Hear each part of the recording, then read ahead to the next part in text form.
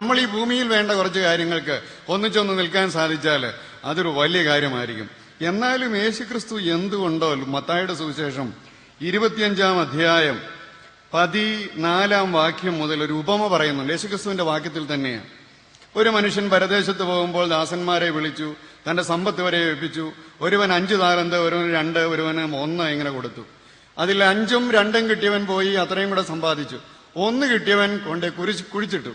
അപ്പോൾ അവനോട് യജമാനൻ പറയുന്ന ഒരു വാചകം ഇതാ ഇവിടെ യേശുക്രിസ്തു പറയുന്നതായിട്ട് ഇവിടെ പറയും. 27-ാമത്തെ വാക്യം, നീ എന്റെ ദ്രവ്യം പൊൻവാണിഭക്കാരെ ഏൽപ്പിക്കേണ്ടിയിരുന്നു, എന്നാൽ ഞാൻ വന്ന് എന്റേത് പലിശയോടുകൂടി വാങ്ങിക്കൊള്ളുമായിരുന്നു. അപ്പോൾ ഈ പലിശ പ്രസ്ഥാനത്തെ സംബന്ധിച്ച് യേശുക്രിസ്തു പരാമർശിച്ചില്ല, അതിനോട് ഏതെങ്കിലും രീതിയിൽ ഒരു അനുഭാവപൂർണമായ നിലപാട് എടുത്തിട്ടില്ല എന്ന് ബൈബിളിന്റെ അടിസ്ഥാനത്തിൽ പറയാൻ പറ്റുകയില്ല. ഇവിടെയെങ്കിലും അതിനെ ഒന്ന് പരാമർശിക്കുന്നുണ്ട്. ന്യായീകരിക്കുന്നുണ്ടോ ഇല്ലെന്നുള്ളത് വേറെ കാര്യം. ഏതായാലും ഒന്ന് പറയുന്നത് മാത്രമേ ഉള്ളൂ. ബഹുഭാഷാ പണ്ഡിതനായ അക്ബർ സാഹിബിന്റെ ഗ്രീക്ക് ഭാഷയിലുള്ള ആ ഒരു ജ്ഞാനത്തെ ഞാൻ നമിക്കുന്നു. എനിക്ക് വലിയ കൂടുതലായിട്ടൊന്നും ഗ്രീക്ക് അറിയാൻ പാടില്ല.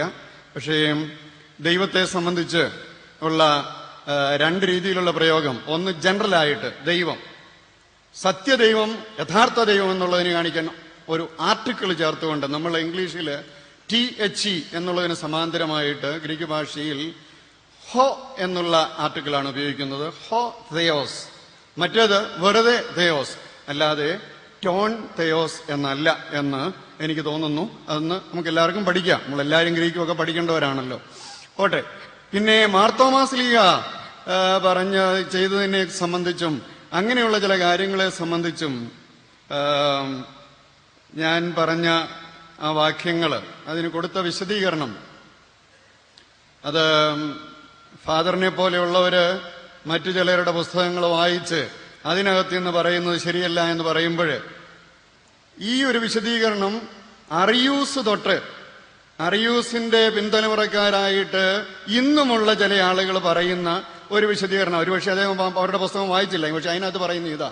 അങ്ങോട്ട് ചെല്ലുമ്പോൾ ഒരു പാമ്പിനെ കണ്ട ഉടനെ എന്റെ അമ്മോ എന്ന് പറയുമ്പോൾ പാമ്പ് അമ്മയാണോ എന്ന് ചോദിക്കുന്നത് പോലെ യേശുവിനെ കണ്ട ഉടനെ എന്റെ ദൈവവും എന്റെ കർത്താവുമേ എന്ന് വേറെ എന്റെ ദൈവത്തെ ഓർത്ത് പറഞ്ഞതല്ല, യേശുവിനോട് പറഞ്ഞതല്ല എന്ന് പറയുന്ന വ്യാഖ്യാനം അത് അവിടെ ഒട്ടും നീതിക്ക് നിരക്കുന്നതല്ല. മുഖത്തോട്ട് നോക്കിയിട്ട് എന്റെ കർത്താവും എന്റെ ദൈവവുമേ എന്ന് യേശുവിനോട് വ്യക്തിപരമായിട്ട് വ്യക്തമായിട്ട് പറയുമ്പോൾ അതിനുള്ള ഉത്തരം ആ യേശു അങ്ങോട്ട് കൊടുക്കുന്നതും കൂടെ യോഹന്നാന്റെ സുവിശേഷത്തിൽ നിന്ന് വായിക്കണം. വായിക്കുമ്പോൾ നമുക്ക് മനസ്സിലാകും. പിന്നെ ബാക്കിയുള്ള കാര്യങ്ങളെല്ലാം നമ്മുടെ കാഴ്ചപ്പാടിനെ ആശ്രയിച്ചിരിക്കും വിശദീകരണത്തിന്റെ. ആ കാഴ്ചപ്പാട് വേറൊന്നാണ് എങ്കിൽ എത്ര ആര് ശ്രമിച്ചാലും ഒന്നും മാറുകയില്ല. അത് ഞാനിപ്പോൾ ഖുറാനെ അങ്ങോട്ട് എടുത്തുകൊണ്ട് നബി തിരുമേനിയെ കുറിച്ച്, ഖുറാനില് അദ്ദേഹത്തിന്റെ ഭാര്യമാരെ കുറിച്ച്, വെപ്പാട്ടികളെ കുറിച്ച് ഇങ്ങനെയുള്ള കാര്യങ്ങൾ അങ്ങോട്ട് പറയാനായിട്ട് തുടങ്ങിയാല് എനിക്കറിയാം രസിക്കാത്തവരും ഇത് ഫാദറിന് മനസ്സിലാകില്ല, അതിന് ശരിയായ രീതിയിൽ അന്നത്തെ പശ്ചാത്തലത്തിൽ മനസ്സിലാക്കണമെന്ന് എന്നോട് പറയുന്നത് പോലെ ഈ പറയുന്ന കാര്യങ്ങൾ ഒരു സമൂഹത്തിന്റെ അനുഭവത്തിൽ നിന്ന് അവര് ഗ്രാജുവലായിട്ട് യോഹന്നാന്റെ സുവിശേഷം അവസാനത്തെ അധ്യായത്തിന് തൊട്ട് മുമ്പ് ഇത് പറയാം. അതിന് മുമ്പ് പിതാവ് എന്നേക്കാൾ വരുമെന്നൊക്കെ പറയുന്നത്. അത് ജനങ്ങളോട് ഒരു ആശയപ്പൊരുത്തം ഉണ്ടായി അവരെ തന്റെ കൂടെ കൊണ്ടുവന്ന് അവസാനം അവരുടെ മുമ്പിൽ താൻ ആരാണ് എന്ന് തെളിയിക്കുവാനായിട്ടുള്ള യേശുക്രിസ്തുവിന്റെ സ്വന്തം പദ്ധതിയാത്. അതിനകത്ത് അത്ഭുതകരമായിട്ട് ആദ്യമേ പറയേണ്ട കാര്യമില്ല, തന്റെ പദ്ധതിയിൽ അങ്ങനെ ഇല്ലായിരുന്നു. അതുപോലെ തന്നെ മരിക്കാൻ വന്ന യേശുക്രിസ്തു ദൈവത്തിന്റെ പുത്രൻ ഭൂമിയിലേക്ക് മനുഷ്യന്റെ പാപത്തിന് എത്രത്തോളം ചെന്നെത്താമോ അതിന്റെ ഫലവും അനുഭവിച്ച് കാണിച്ചു തന്ന് അതിനെ വിജയിക്കുന്ന ദൈവത്തെയാണ് കാണിച്ചു തരുന്നത്. അപ്പോൾ വെളിപ്പെടുത്തലാണ്. അവസാനം ആ യേശുക്രിസ്തു തന്നെ ദൈവമായിട്ട് എന്നെ കണ്ടവൻ പിതാവിനെ കണ്ടിരിക്കുന്നു, ഞാൻ വഴിയും സത്യവും ജീവനുമാകുന്നു, നിത്യജീവൻ ഞാൻ തന്നെ എന്ന് പറയുന്ന ആ ഒരു ബോധ്യത്തിലേക്ക് എത്തിച്ചേരുമ്പോൾ യേശുക്രിസ്തുവിനെ ദൈവമെന്ന് ബോധ്യപ്പെടുന്നവര് വിളിക്കട്ടെ, അല്ലാത്തവര് വിളിക്കണ്ട. അവസാനം ഒന്നേ പറയാനുള്ളൂ. ശ്രീബുദ്ധന്റെ അടുക്കൽ ചെന്ന് ഒത്തിരി ആളുകൾ നിന്നുകൊണ്ട് വാദപ്രതിവാദം നടത്തി. ഒരു പരിധി കഴിഞ്ഞപ്പോഴത്തേന് ബുദ്ധൻ ഒന്നും മിണ്ടിയില്ല. ബുദ്ധ സ്മൈൽഡ്. ബുദ്ധൻ പുഞ്ചിരിച്ചു. ആ പുഞ്ചിരി പോലെ ഇനിയും ഒന്ന് പുഞ്ചിരിക്കാൻ മാത്രമേ ഞാൻ ആഗ്രഹിക്കുന്നുള്ളൂ. ഞാൻ ബുദ്ധനൊന്നും അല്ല, ബുദ്ധന്റെ സ്ഥാനത്ത് നിൽക്കാൻ യാതൊരു അവകാശവുമില്ല. പക്ഷേ അതൊരു ബോംബ് സ്ഫോടനം ആകാതിരുന്നാൽ മതി. നമ്മുടെ രാജ്യത്ത് അങ്ങനെ ആയിപ്പോയി. ബുദ്ധൻ ചിരിക്കുന്നു എന്ന് പറഞ്ഞുകൊണ്ട് ആദ്യത്തെ ന്യൂക്ലിയർ ബോംബ് പൊട്ടിച്ചത്. നമ്മുടെ നാടിന്റെ സംസ്കാരത്തിന്റെ ഒരു പോക്കേ, ആ പാവനമായിരിക്കുന്ന ഒരു സത്യം മനുഷ്യനോട് എത്ര പറഞ്ഞാലും മനസ്സിലാകാത്ത, അല്ലെങ്കിൽ വീക്ഷണങ്ങളിൽ വ്യത്യാസമുള്ളിടത്ത് പിന്നെ പറഞ്ഞിട്ട് കാര്യമില്ലാത്തിടത്തൊന്ന് ചിരിക്കുന്നതിനെ മനുഷ്യനെ കൊല്ലുവാനുള്ള ബോംബാക്കി മാറ്റുന്ന ആ ഒരു പ്രക്രിയയിൽ നിന്ന് നമുക്ക് മാറാം. നമുക്ക് ആത്മാർത്ഥമായിട്ടൊന്ന് പുഞ്ചിരിക്കാം. അക്ബർ സാഹിബിന്റെ വാക്കുകൾ എന്നെ വല്ലാണ്ട് ആകർഷിച്ചിട്ടുണ്ട്. അദ്ദേഹത്തിന്റെ പേരിന്റെ അർത്ഥം ഗ്രേറ്റ് എന്നാണ്. You are really great sir. Thank you. 10 minute Akbar Sahib സംസാരിക്കും.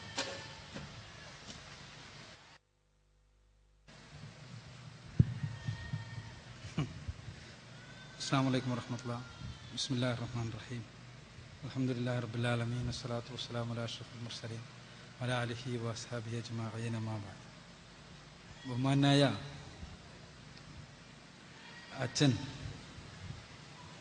എന്നെക്കുറിച്ച് പറയാനാ സമയം കണ്ടെത്തിയിട്ടുള്ളത്. യഥാർത്ഥത്തിൽ ഇവിടെ വിഷയങ്ങൾ തമ്മിൽ സംസാരിക്കുമ്പോൾ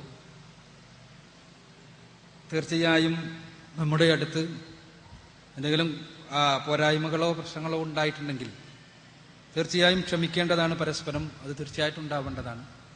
എന്നാൽ നമ്മളെല്ലാവരും വിഷയങ്ങൾ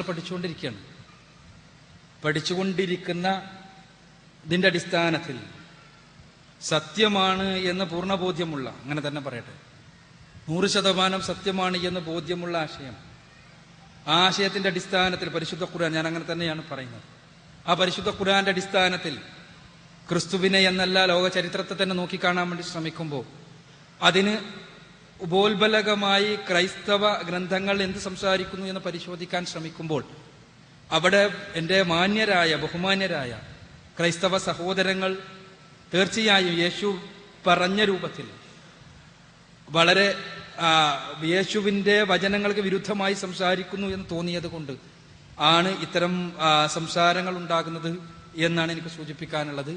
അവിടെ ഒമാന ഫാദർ പറഞ്ഞതുപോലെ ഇത് 14 നൂറ്റാണ്ടുകൾക്ക് ആയി തുടർന്നു വരുന്ന ആശയ സംഘടനമാണ്. ഈ ഒരു ഡിബേറ്റോടുകൂടി തീർച്ചയായും ഈ പ്രശ്നങ്ങളെല്ലാം പരിഹരിച്ച് സ്റ്റേജിൽ നിന്ന് യേശു ആരാണെന്ന് നമ്മൾ തീരുമാനിച്ച് രണ്ടു കൂട്ടരും കൂടി അങ്ങനെ ആവാമെന്ന് പറഞ്ഞ് പിരിഞ്ഞു പോകാമെന്ന് നമ്മൾ ആരും തെറ്റിദ്ധരിക്കുന്നില്ല. നാം ആ പഠനത്തിലാണ്, പഠനം തുടർന്നു പോയിക്കൊണ്ട് തന്നെ ഇരിക്കും. എന്നാൽ ഫാദർ പറഞ്ഞ കാര്യം വീണ്ടും അടിച്ചു പറയുകയാണ് ഞാൻ. സമൂഹത്തിലെ പൊതു തിന്മകൾക്കെതിരെ, പ്രത്യേകിച്ച് സാമൂഹ്യമായി ന്യൂനപക്ഷങ്ങൾ എന്നുള്ള നിലക്ക് അനുഭവിച്ചു കൊണ്ടിരിക്കുന്ന പ്രശ്നങ്ങൾക്കെതിരെ, അതേപോലെ തന്നെ മറ്റ് സമൂഹത്തിൽ വളർന്നു വന്നുകൊണ്ടിരിക്കുന്ന അധാർമികതകൾക്ക് നേരെ കണ്ണടച്ചിരുന്ന് ഇരുട്ടാക്കുന്ന സമീപനത്തിന് പകരം ഒരുമിച്ച് നിന്ന് ഈ സമൂഹത്തെ തീർച്ചയായും ഇന്ന് ഉണ്ടായിക്കൊണ്ടിരിക്കുന്ന ആ അധാർമികതയുടെ വ്യാപനം എത്രത്തോളയാണെന്ന് പറയാൻ പറ്റില്ല അത്ര സദസ്സിന്റെ മുന്നിൽ. അത്രക്കും ഭീകരമായ അധാർമികത വളർന്നുകൊണ്ടിരിക്കുന്ന സമയത്ത് അത്തരം രംഗങ്ങളിൽ ഒന്നിച്ചു നിന്ന് സംസാരിക്കേണ്ടത്, ഒരുമിച്ച് നിൽക്കേണ്ടത്, പ്രവർത്തിക്കേണ്ടത് കൊള്ളപ്പലിശയെ കൊണ്ട് പറഞ്ഞ പോലെ തന്നെ അനിവാര്യമാണ് എന്നുള്ള കാര്യം അടിവരയിടുകയാണ്. എന്നാൽ നിത്യജീവന് വേണ്ടിയുള്ള ഈ ചർച്ച, നിത്യജീവൻ ലക്ഷ്യമാക്കിക്കൊണ്ടുള്ള സംവാദം, തുറന്നുള്ള ആശയവിനിമയം, തുറന്നുള്ള ആശയ സംവേദനം ഒരിക്കലും അവസാനിപ്പിക്കേണ്ടതല്ല. അത് തുടർന്നുകൊണ്ടേയിരിക്കണം. അപ്പോഴാണ് ജീവസുര സമൂഹം ഉണ്ടാകൂ. അതുകൊണ്ടൊരിക്കലും കുഴപ്പമല്ല, നന്മയെ ഉണ്ടാകൂ എന്നതാണ് അനുഭവങ്ങളും ചരിത്രവും പഠിപ്പിക്കുന്നത് എന്നുമാണ് എനിക്ക് അഭിഷേകമായി സൂചിപ്പിക്കാനുള്ളത്. ഗ്രീക്കിലെ ഹോത്തിയോസ്, ടോൺതിയോൺ തുടങ്ങിയ പദപ്രയോഗങ്ങൾ തീർച്ചയായും ഒരുപാട് ചർച്ചകൾ നടന്നിട്ടുള്ളതാണ്. ഞാൻ ആ ചർച്ചയിലേക്ക്, അതിലെ ഗ്രീക്കിലെ ഗ്രാമറിലേക്കൊന്നും പോകുന്നില്ല. ഗ്രീക്ക് ഭാഷയിൽ ഫാദർ പറഞ്ഞ പോലെ ഞാനും വളരെ ശിശുവാണ്, പണ്ഡിതനെയല്ല. ഫാദർ അദ്ദേഹത്തിന്റെ സെമിനാരിയിൽ പഠിപ്പിക്കുന്ന വ്യക്തിയാണ്. തീർച്ചയായും അദ്ദേഹത്തിന് കൂടുതൽ ആ വിഷയത്തിൽ അറിവുണ്ടാകും. എന്നാൽ ബൈബിളിൽ, ഗ്രീക്ക് ബൈബിളിൽ ഈ വിഷയത്തിൽ പരിശോധിച്ചപ്പോൾ ഗ്രീക്ക് ബൈബിളിൽ ഒരു സബ്ജക്റ്റും അതേപോലെ തന്നെ ഓബ്ജക്റ്റുമായി വരുമ്പോഴുണ്ടാകുന്ന വ്യത്യാസത്തിനനുസരിച്ച് ഈ രംഗത്ത് ടോൺതിയോൺ എന്ന് പ്രയോഗിച്ചതായിട്ടാണ് ശ്രദ്ധയിൽപ്പെട്ടത് എന്നതുകൊണ്ടാണ് ഞാൻ സൂചിപ്പിച്ചത്. ഏതായാലും അതല്ല നമ്മുടെ വിഷയം. ടോൺതിയോൺ ആണോ ഹോത്തിയോസ് ആണോ അവിടെ പ്രയോഗിച്ചതെന്നുള്ള ഗ്രീക്ക് ഭാഷയിലുള്ള പ്രശ്നമാണ്. നമ്മുടെ വിഷയം അവിടെ ദൈവം എന്ന് പറഞ്ഞത് യഥാർത്ഥത്തിൽ സ്രഷ്ടാവായ ദൈവത്തെ കുറിക്കാനല്ല, തിയോസ് എന്ന് മാത്രമാണ് പറഞ്ഞത്. മറിച്ച് സ്രഷ്ടാവായ ദൈവത്തെക്കുറിച്ച് പറയാൻ ദ ഗോഡ് എന്ന അർത്ഥത്തിൽ ഞാൻ പറഞ്ഞ രൂപത്തിലാണെങ്കിൽ ടോൺ തിയോ എന്നോ അല്ലെങ്കിൽ ഫാദർ പറഞ്ഞ രൂപത്തിലാണെങ്കിൽ ഹോ തിയോസ് എന്നോ ഉപയോഗിച്ചിട്ടുണ്ടാകണം. അതാണ് ഉപയോഗിച്ചിട്ടുള്ളത്. ബൈബിൾ പരിശോധിച്ചാൽ കാണാൻ കഴിയും. അപ്പോൾ വചനം ദൈവമായിരുന്നു എന്ന് പറയുന്നിടത്ത് പ്രയോഗിച്ചിട്ടുള്ളത് വചനം ഒരു ദേവനായിരുന്നു, വചനം ദൈവികമായിരുന്നു എന്ന് തോന്നിക്കുന്ന തിയോസ് എന്ന പ്രയോഗമാണ് എന്നാണ് ഞാൻ പറഞ്ഞത്. അത് ശ്രദ്ധിക്കുക. മറ്റൊരു കാര്യം, തീർച്ചയായും ഞാൻ മറ്റുള്ളവരുടെ പുസ്തകം വായിച്ചിട്ട് ആണ് ഫാദർ പറയുന്നത് എന്ന് ഫാദർ അധിക്ഷേപിക്കാൻ വേണ്ടി പറഞ്ഞതല്ല. മറിച്ച് പരിശുദ്ധ ഖുർആനിൽ നിന്ന് മനസ്സിലാക്കാൻ വേണ്ടി ശ്രമിക്കുന്നതിന് പകരം ഖുർആനിനെ ഉപയോഗപ്പെടുത്തിക്കൊണ്ട് യേശു ദൈവമാണെന്ന് സ്ഥാപിക്കാൻ വേണ്ടി ശ്രമിക്കുകയും അങ്ങനെ മിഷനറി പ്രവർത്തനം ചെയ്യുകയും ചെയ്യുന്ന ആളുകളിൽ നിന്ന് മനസ്സിലാക്കാൻ ശ്രമിച്ചാൽ ഫാദറിനെ പോലെയുള്ള ആളുകൾക്ക് വളരെ വലിയ അപകടത്തിൽ പോയി ചാടേണ്ടി വരും എന്നുള്ളതിന് ആണ് അദ്ദേഹം ആ വചനം ഉദ്ധരിച്ചപ്പോൾ ഞാൻ തെളിവായി ഉദ്ധരിച്ചത്. അതുകൊണ്ടാണ് ഞാനത് പറഞ്ഞത്. കാരണം 19-ാമത്തെ അധ്യായത്തിലെ 33-ാമത്തെ വചനത്തിൽ വസ്സലാമു അലൈക യൗമ വുലിതു വ യൗമ അമൂതു എന്ന് പറയുന്ന വചനമാണ്. അഥവാ എൻ്റെ ജന്മനാളിലും ഞാൻ മരിക്കുന്ന നാളിലും ഞാൻ പുനരുജ്ജീവിപ്പിക്കപ്പെടുന്ന നാളിലും എൻ്റെ മേൽ അള്ളാഹുവിന്റെ സഹായം, അള്ളാഹുവിന്റെ സലാം, സമാധാനം ഉണ്ടായിരിക്കുമെന്ന് പറയുന്ന വചനം. ഇത് വെച്ചുകൊണ്ട് യേശുവിന്റെ ക്രൂശീകരണവും പുനരുദ്ധാനവും പരിശുദ്ധ ഖുർആൻ അംഗീകരിക്കുന്നു എന്ന് വരുത്താൻ വേണ്ടി ശ്രമിക്കുന്ന ആളുകളുടെ പുസ്തകം വായിച്ചുകൊണ്ട് പറഞ്ഞാൽ സ്വാഭാവികമായിട്ട് എന്താ ഉണ്ടാവുക എന്ന് വെച്ചാൽ നാം വളരെ ആ ഖുർആൻ വായിച്ച ഒരാളുടെ മുന്നിൽ അത് വളരെ ബാലിശമാണ് എന്നവർക്ക് ബോധ്യപ്പെടും. എന്തുകൊണ്ടെന്നാൽ ഖുർആൻ ആ അധ്യായം മാത്രം വായിച്ചിരുന്നെങ്കിൽ ഈ പ്രശ്നം ഉണ്ടാകുമായിരുന്നില്ല.